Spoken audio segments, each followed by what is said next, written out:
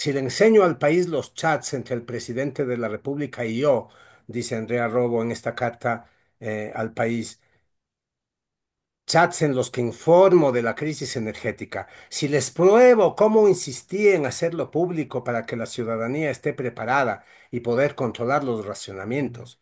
Si la ciudadanía se da cuenta de que me prohibieron hablar y hasta me cancelaron la rueda de prensa que preparé, entonces mi vida y la de mi familia habrá acabado. ¿Por qué se habla de algo tan delicado como la crisis energética en chats? Estamos Ajá. hablando de función pública.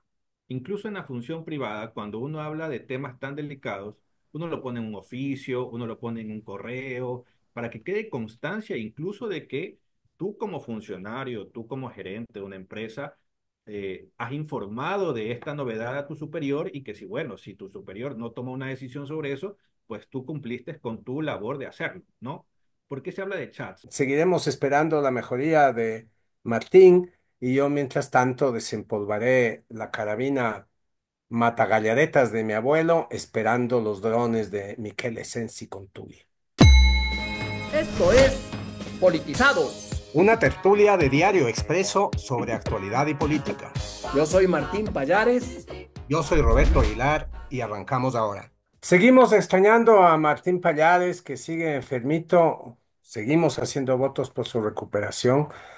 Yo particularmente me siento abandonado y no tengo quien me jale de la lengua. Yo soy bastante mudo cuando no está Martín. Así es que para que alguien cumpla ese papel, hemos invitado a nuestro compañero, colega, editor de la redacción de Diario Expreso, Alfonso Albán, que se nos une desde Guayaquil. Bienvenido, Alfonso. Buenos días. Em, Hoy vamos a hablar de lo que fue la noticia política de ayer. Me parece que es el fallido juicio político a la ex ministra de Energía, Andrea Robo. Había varias expectativas con respecto al juicio político a Andrea Robo, porque al ser la ministra del gobierno de Daniel Noboa, a quien el gobierno de Daniel Noboa está acusando de boicot y básicamente de haber ocultado información para causar, precipitar la crisis eléctrica ante la fiscalía. Está haciendo esta acusación y además ahora está retomando esas acusaciones para el juicio político. Uno esperaría que en el juicio a esta ministra se aclaren las circunstancias que precipitaron la crisis eléctrica. Ya sabemos que la crisis eléctrica es sistémica, que la crisis eléctrica se iba a dar de una manera u otra, más o menos gravemente, de acuerdo a lo que pudieran alcanzar a hacer los nuevos gobernantes, el nuevo gobernante en el poco tiempo que tenía por delante. Eh, pero básicamente de lo que se le acusa a Andrea Robo, uno oye, hay un video que el ministro de Integridad se llama, ¿no? Lo que antes se llamaba anticorrupción. José Julio Neira eh, hizo diciendo que básicamente Andrea Robo se lo cayó todo, se lo guardó todo y es la responsable de todo. Cuéntame o cuéntanos, Alfonso, ¿qué es lo que pasó ayer en la asamblea? ¿Por qué no se dio el juicio político? Y qué es lo que podemos esperar que pase ahora? Bueno, básicamente el juicio político no se da por mi lectura es que es por la carta que la ex ministra Arrobo publica horas antes de que se instale la asamblea para su juicio político, en la que devela muchos detalles y muchas cosas que nosotros como ciudadanos desconocíamos totalmente, ¿no? Yo creo que eso de alguna manera mueve todo lo que se esperaba del proceso del juicio político de ayer, ¿no? Y lo mueve tanto al punto de que entendemos que del lado de la presidencia de la Asamblea es la que se decide pues tener un gesto hacia ella, gesto favorable hacia ella, y darle la oportunidad de que pueda presentarse. Entendemos que la intención de la presidenta Viviana Vélez es que la exministra Robo se presente en persona en la Asamblea para que pueda responder a el juicio político que se está dando, que está en proceso en contra de ella, ¿no? Esta carta dice muchas cosas que entiendo yo en el transcurso de la conversación, iremos conversando sobre eso, pero es eso lo que se ha movido, ¿no? Lo movió todo, lo movió todo, ¿no? ¿Y qué es lo que se espera? Pues se espera que la presidenta de la Asamblea dé una nueva fecha, entendemos que va a ser en esta misma semana, hay que estar pendiente qué es lo que va a pasar en el transcurso de las siguientes horas, en los siguientes días, para que pueda la exministra Robo acudir a la Asamblea. No sé si personalmente, dudo que lo haga personalmente, tal vez lo haga de manera telemática, no lo sabemos, para que ella pueda responder más en detalle de lo que ha dado en esta carta que ha publicado en la red social X. Bueno, la carta, para quienes no la han leído, aunque si son politizados como nosotros, seguro la han leído, porque esto se publicó el martes por la tarde, ¿no? Por la noche, y se viralizó, yo diría que de inmediato, ¿no? Fue la comidilla de las redes. Es una carta, que revela. Yo escribo una columna el día de hoy en la página de opinión de Expreso y lo que digo básicamente de esta carta es que pone sobre la mesa un actor al que ya nos habíamos desacostumbrado. Quizás estuvimos un poco acostumbrados a este actor en los peores tiempos del correísmo, cuando, por ejemplo, los gorilas del expresidente prófugo le mandaban flores al humorista digital Crudo Ecuador. Una cosa súper inquietante porque además Crudo Ecuador ya estaba escondido de ellos y a su escondite llegaron estos pinches güeyes con las flores que le llevaban, así como un anticipo de las flores que le va a llegar en el velorio, básicamente, ¿no es cierto? Esos eran días de miedo. Y a eso me refiero con este nuevo actor que está poniendo Andrea Robo en la mesa de la política nacional, es el miedo. Andrea Robo tiene miedo y la carta de la que habla Alfonso es una carta sobre el miedo que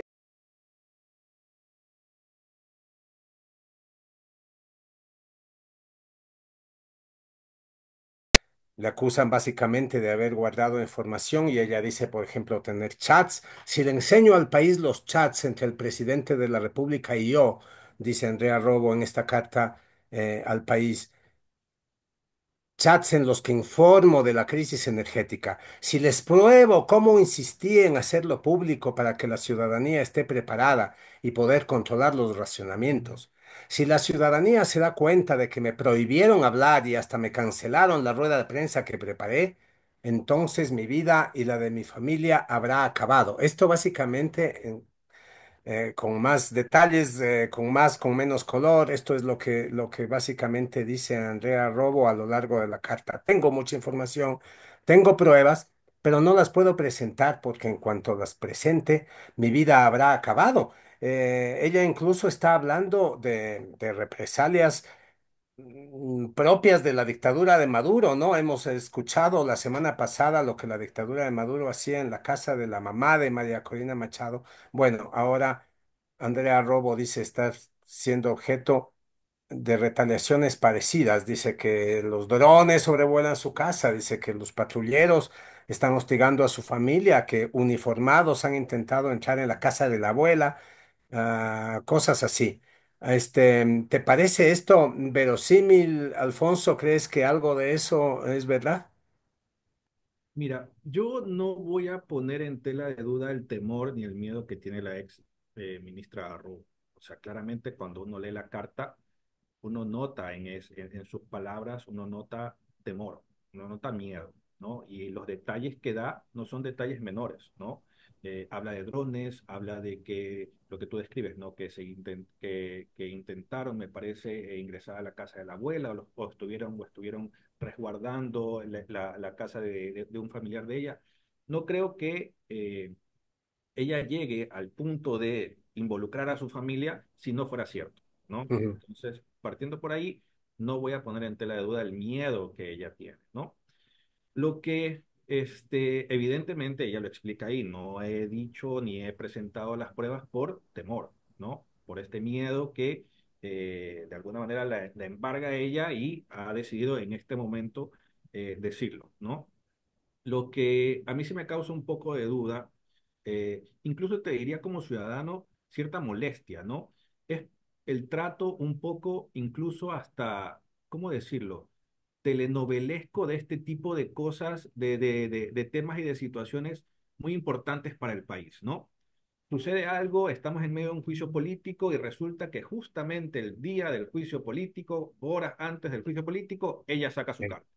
sí, Entonces, sí. ¿por qué no lo hace antes? ¿Por qué no lo hizo antes? Entonces, son cosas que a mí realmente como te digo, me provocan muchas dudas y me provocan mucha molestia, ¿no? Y cuando yo vi esa carta, me acordaba hace pocos días, este, justamente también cuando la Comisión de Fiscalización aprobó el juicio político contra el consejero del CPCCS, Juan Esteban Guarderas, al día siguiente él dijo, he recibido o mi equipo ha recibido propuestas, no recuerdo el calificativo que él usó, suponiendo que eran indecorosas o algo así, ¿no? Propuestas del No correísmo, santas. exactamente, del correísmo. Pero ¿por qué no lo dice antes? ¿Por qué no lo, no, por qué ellos manejan sus propios tiempos y sus propios momentos y no dicen las cosas cuando tienen que decirlas, ¿no? Entonces son cosas que a mí personalmente me causan muchas dudas, pero insisto, Ujú. no voy a poner en tela de duda en ningún momento el temor que siente ella, porque se nota en sus palabras que siente mucho miedo y que siente mucho temor.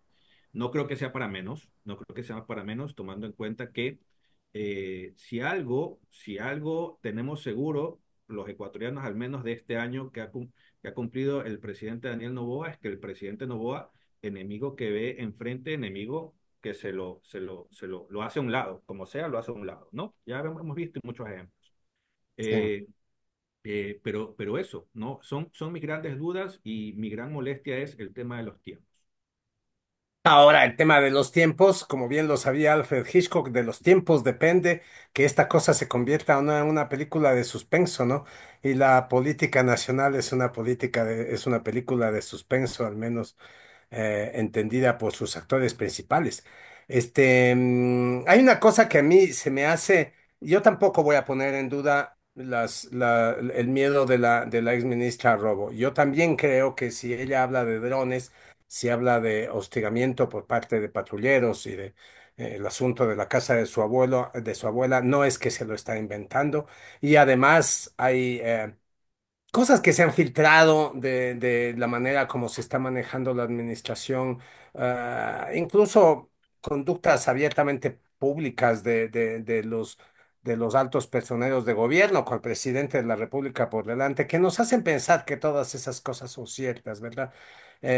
Sí hay una tendencia al manejo policial de la política en este gobierno, de la que creo que sobre la que creo que debemos profundizar todos como país, porque es un peligro. Hay, sin embargo, una cosa que a mí me hace plantear preguntas. Cuando la ministra o la ex ministra dice, eh, si les enseño los chats, es decir, está hablando de que tengo chats con el presidente de la República en los que les informo de la crisis, le informo a él de la crisis energética, le insisto y no sé qué, y quise hacerlo público y no me dejaron. O sea, si ya dice todo esto, es decir, si está jugada de tal manera. Luego dice, si les enseño esos chats, mi vida corre peligro. Pero yo digo, bueno, si ya se jugó de tal manera, ya su vida corre peligro igual, ¿no es cierto? O sea, ya qué más da que enseñe los chats. Debería enseñarlos una vez que los ha proclamado, que dice que en esos chats le dice todo, que le impidieron una rueda de prensa. O sea, ya lo único que que le falta es mostrar las pruebas. Es decir, ella habla de todo lo que sabe y dice, las pruebas no las enseño porque mi vida corre peligro. Bueno, si ya está jugada de tal manera, ya nomás le faltaría que muestre las pruebas y debería hacerlo, salvo, y ahí viene mi gran duda, salvo que esas pruebas sean tan contundentes, salvo que esas pruebas oculten algo tan sucio para el gobierno, que algo que ponga en realidad en cuestión todo lo que creemos saber sobre el gobierno, salvo en ese caso yo entendería la prevención de la ex ministra, pero mientras tanto yo me reservo ese derecho a la duda, ¿no? ¿Por qué? ¿Por qué si ya lo dice todo, salvo mostrar las pruebas, por qué ya no muestra las pruebas nomás? Ahora, lo que yo sí quiero decir es que a propósito de este modelo policial que uno puede intuir que se está instalando en el gobierno de Noboa, quisiera hablar de este paso sin solución de continuidad del señor Michele Sensi Contugui, amigo íntimo del presidente de la República, que comparte con el presidente su absoluto desconocimiento sobre la cosa pública. Un señor oscuro, silencioso, un poco retraído, parece que no muy iluminado, ¿no es cierto? Michele Sensi Contugui pasó del Ministerio de la Política al Ministerio de la seguridad, lo cual es, digamos que es un tránsito ah, sospechoso, ¿no? O sea, una cosa es la política y otra cosa es la seguridad, y la seguridad no interviene en la política, salvo que estemos ante un Montesinos. Se ha dicho que Miquel Sensi-Contugi se está convirtiendo en el Montesinos del gobierno. Se ha dicho que, por ejemplo, la extraña salida de su de su predecesor, no, de su sucesor en la cartera, Arturo Félix Wong, que de ministro de gobierno pasó a, no sé, tercer consejero de una embajada, lo cual es una degradación absoluta, porque no es que lo nombraron embajador, lo nombraron tercer consejero o algo así en la embajada de Bogotá. Es decir, fue una degradación. Se ha dicho que ese paso tiene que ver con unas grabaciones de Sensi Kontugui, se han dicho muchas cosas.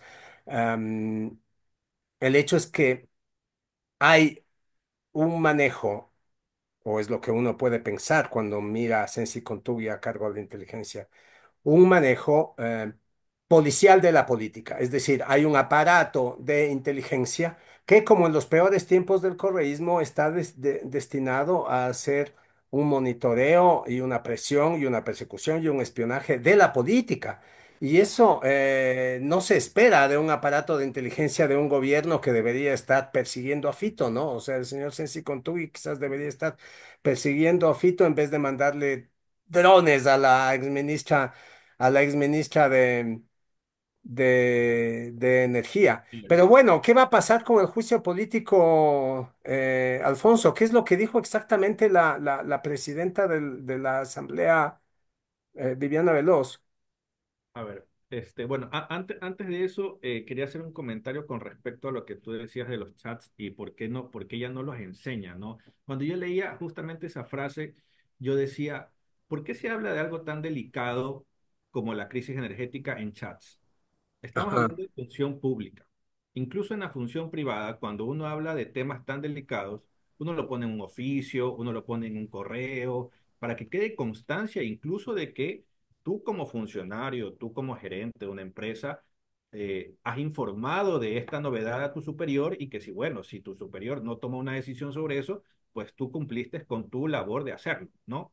¿Por qué se habla de chats? Porque hay oficios, hay información pública, ella lo informó a través de un oficio o de un correo, pero, o sea, hay un manejo incluso hasta ese nivel tan ligero de una situación tan grave. Ahora vemos la magnitud de la gravedad de la crisis energética, ¿no? ¿Qué hace, perdóname, te interrumpo, Alfonso, qué hace pensar que de cualquier manera lo estaban tratando el asunto energético informalmente, ¿no? Exactamente, de manera muy informal, o sea, tan así que se chateaban sobre eso. O sea, no había reuniones físicas por Zoom, incluso de eso debe haber registros, ¿no? Para que uno pueda saber, pues bueno, sí, señor presidente, yo le informé a usted y no se tomó la decisión, yo le mandé un correo, yo le envié algo, yo le informé, le dije, aquí hay un informe o lo que sea, pero hay un manejo tan ligero de estos temas tan delicados como es la crisis energética, ¿no?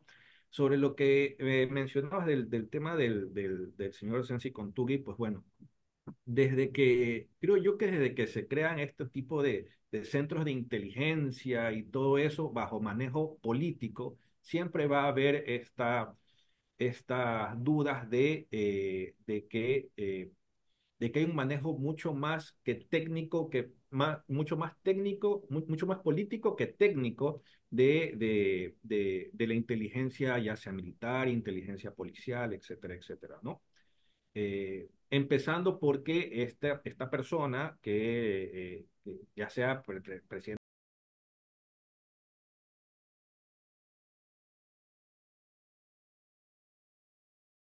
ser un nombramiento técnico, ¿no? Lo haces a una persona que claramente el señor Sensi Contugi no tiene ningún tipo de credenciales sobre tema de manejo de inteligencia policial, ni militar, ni nada de eso, ¿no? Él es un empresario, ¿no? De lo que se conoce. Entonces van a surgir todas estas dudas, ¿no? Y ahora que vemos la carta de la ex ministra Robo, pues claramente las dudas que tú te estás planteando son dudas muy legítimas, ¿no? Ujú. De que, ¿qué está haciendo el señor Sensi Contugi dentro del CIES? ¿Se está prestando para un manejo más político del tema de la inteligencia o no? No, no lo sabemos, no lo sabemos, pero son dudas que quedan ahí que también merecen ser respondidas, ¿no? Y para eso es necesario que haya un juicio político sobre el tema de, bueno, que la ministra, mejor dicho, que la ex ministra Arrobo vaya y pueda dilucidar o pueda dar un poco más de luz sobre lo que ya ha dicho dentro de esta carta que la ha hecho pública. Esperemos que, evidentemente, no va a ir al Pleno, porque ya hemos dicho, tiene mucho miedo, pero esperemos que, como se la recibió en su momento a la vicepresidenta Abad, pues bueno, se la reciba ella por Zoom. No sé si eso lo puedan hacer. Entiendo yo que habrán los mecanismos para que la Asamblea pueda hacerlo. La presidenta de la Asamblea, pues, lo único que ha dicho es, se le da este espacio o este gesto a la ex ministra Robo para que pueda ya comparecer, pero más nada, ¿no? Como te decía, se espera que en esta semana, tentativamente el día viernes, se retome el juicio político en contra de la exministra. Veamos si es que ella se presenta, al menos sea virtualmente, para que pueda dar un poco más de respuestas o claridad a esto que ha dicho en su carta. Ujú. Sí, vamos al último tramo de este episodio, Alfonso, para hablar sobre algunos detalles más del juicio y algunas otras sospechas sobre la figura de Arrobo. Vamos a hacer una pequeña pausa y regresamos. Es hora de abrir los ojos con Expreso. Plan digital anual. $20 durante el primer año. Suscríbete en suscripción.expreso.es. Alfonso, me da la impresión de que la presidenta de la Asamblea no entiende la profundidad de el miedo que siente la exministra Robo. Lo que ella dice en su carta es que la van a meter presa. Ella incluso está vinculando a la fiscalía. Ella dice la fiscalía que está cumpliendo un guión político establecido por el gobierno. Ella dice que la fiscalía es parte de su persecución. Me van a meter preso, ¿saben ustedes? Dice ella, y, entre paréntesis, ella se excusó de asistir en la asamblea con una carta que era básicamente un resumen de esta de la que estoy hablando, la carta al país. Me van a meter presa. Ustedes saben que ya me han abierto un proceso en la fiscalía por supuesto boicot y no sé qué. Entonces me van a meter presa y yo finalmente saldré airosa, digo, pero dice ella, pero después de haber sacrificado el bienestar de mi hijo que tendrá que vivir sin su madre durante algunos años, se pone dramática y tal. No le faltan razones si es que está hablando con la verdad. Y la presidenta de la asamblea lo que dice es garantizo su seguridad y vamos a insistir a que vengan porque garantizo su seguridad. Bueno, ella no tiene miedo de que le maten cuando vaya a la asamblea.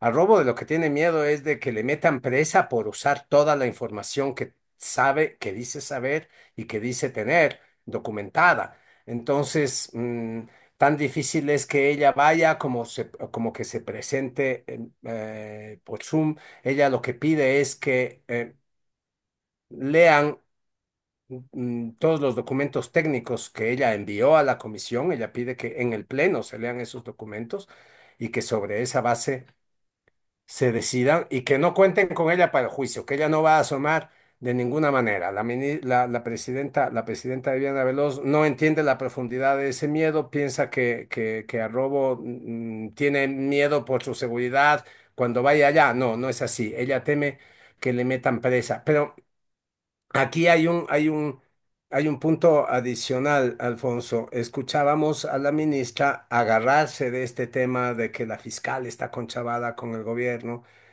y hacer un exhorto para que la fiscalía, o sea, lo tomó ya como una cosa hecha, ¿no? Como, o sea, como un dato de la realidad, no solo como una versión de la ministra. Y ella hizo un exhorto para que la fiscalía deje de hacer presiones políticas sobre los actores políticos. Entonces aquí surge esta duda que surgió desde el primer momento, que yo creo que surgió porque el gobierno la planteó, y es Andrea Robo es un agente correísta, era un submarino correísta metida en el gobierno. Yo puedo pensar que cuando empezó esta legislatura y cuando empezó este gobierno y el gobierno de Daniel Noboa hizo un pacto de gobernabilidad con el correísmo en la asamblea, uno de los puntos de ese pacto quizás era la entrega de el Ministerio de Energía a un submarino correísta. Sabemos que Andrea Robo tenía asesores que fueron importantes militantes del correísmo, incluso parientes que desempeñaban puestos importantes en su ministerio. Y ahora, evidentemente, el correísmo está aplaudiendo como foca las acciones de Andrea Robo y la está utilizando en su agenda política contra el gobierno. ¿Tú qué crees? ¿Hay ese riesgo? Eso es una posibilidad. ¿Está ocurriendo eso? A ver, mira, si Andrea Robo es o no un agente correísta, bueno, esto lo viene diciendo el oficialismo de muchas maneras y en muchas ocasiones, pero si era un agente correísta, pues la que le puso ahí fue el presidente Daniel Noboa. Pues entonces, en todo caso, sea que el correísmo se la haya propuesto, vamos a suponer que ese fue el escenario, que tuvieron un pacto legislativo y que el correísmo dijo, pues bueno, ¿sabes qué? Dame el Ministerio de Energía y el gobierno accedió a ponerla ahí a Andrea Robo, vamos a suponer que así sea. Yo como presidente primero no le daba el Ministerio de Energía, porque el Ministerio de Energía, o sea, venimos sufriendo la crisis energética no en el gobierno de Daniel Noboa, la venimos sufriendo desde el gobierno de Guillermo Lasso. Entonces, poner ahí a un ministro del correísmo o una ministra afín al correísmo hubiera sido un error garrafal del presidente Noboa si es que así fue. Si es que yo quería o quería darle algo al correísmo, pues bueno, le daba el, no, qué sé yo, el Ministerio de Cultura, el Ministerio de cualquier otra cosa, pero no le daba energía y mucho menos alguna otra cartera importante iba a entrar dentro de la negociación, ¿no?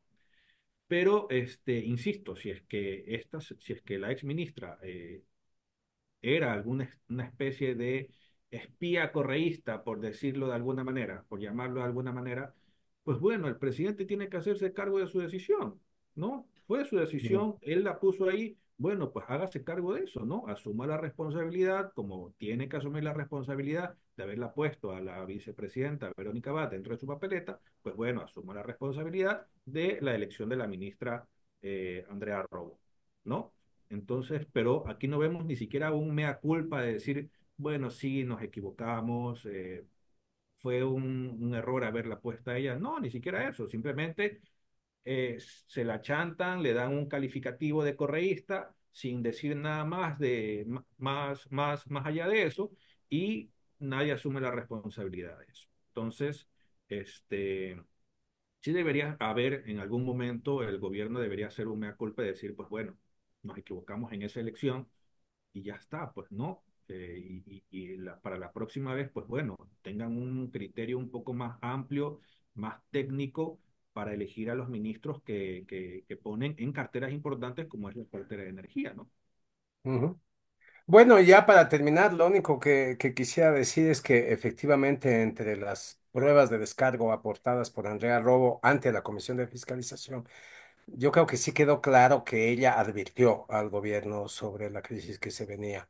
No estaba previsto un estiaje en abril, ese estiaje que nos causó la primera tanda, digamos, de apagones fue temprano, imprevisto e inusual. Sí estaba previsto un estiaje entre los meses de septiembre, octubre y noviembre, es decir, el actual estiaje. Y de ese estiaje sí parece que la ministra ha aportado pruebas de que advirtió al gobierno. El No expresidente sabemos Lazo también más. lo acaba de decir, ¿no? En una entrevista con NTN 24, me parece, que él en el periodo de transición también se les advirtió que se venían días críticos para el sistema hidroeléctrico y para el sistema de energía, y tampoco, o sea, advertidos estaban. Eso Sí, creo que sí. está clarísimo, ¿no? Sí. Oye, es que no solo advertidos estaban, yo supongo que de manera muy técnica, sino que cualquier ciudadano de forma simplemente intuitiva sabía, después del estiaje del año pasado y después de la crisis de eléctrica del año pasado, sabía que este año había una gran posibilidad de que fuera peor, ¿no es cierto? O sea, eso no era, no había que tener tres dedos de frente para entenderlo. Pero bueno, así se han dado las cosas. Seguiremos esperando la mejoría de Martín y yo mientras tanto desempolvaré la carabina matagallaretas de mi abuelo esperando los drones de Michele Sensi Contuli. Es hora de abrir los ojos con Expreso. Plan digital anual. $20 durante el primer año. Suscríbete en suscripción.expreso.es.